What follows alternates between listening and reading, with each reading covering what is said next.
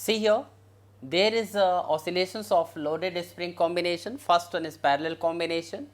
Here I have taken two springs having spring constants K1 and K2 are connected by this one is the mass here whose weight is mg.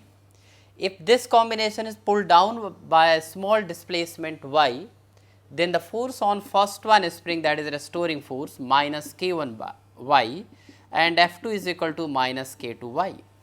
So, net restoring force is equal to, we will be getting here, minus K1 y minus K2 y. So, here minus K1 plus K2 y, and we will be getting here F is equal to, F net is equal to minus K equivalent into y. So, K equivalent is equal to K1 plus K2.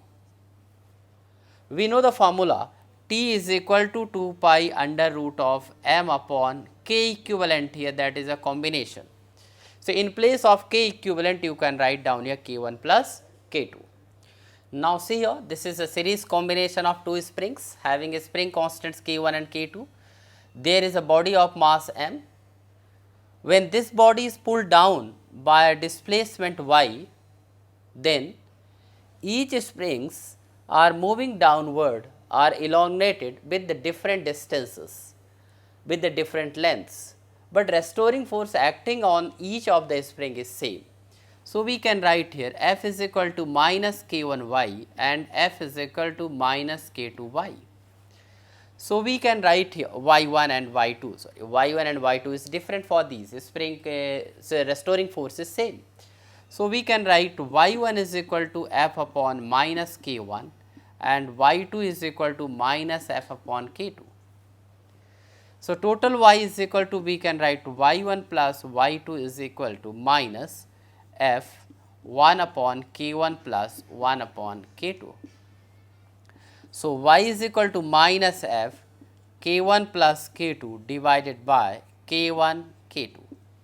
So, we can write F is equal to minus K1 K2 upon K1 plus K2 into y. This is the restoring force. This can be written K equivalent. So, we can write F is equal to minus K equivalent into y. So, we know the formula for the time period, that is T is equal to 2 pi under root of m by k. Here we can write K equivalent. So, K equivalent we can write here K1 K2 upon K1 plus K2. So, the time period will become 2 pi under root of m K1 plus K2 upon K1 K2. Now, you can get the time period by putting suppose K1 and K2 equal.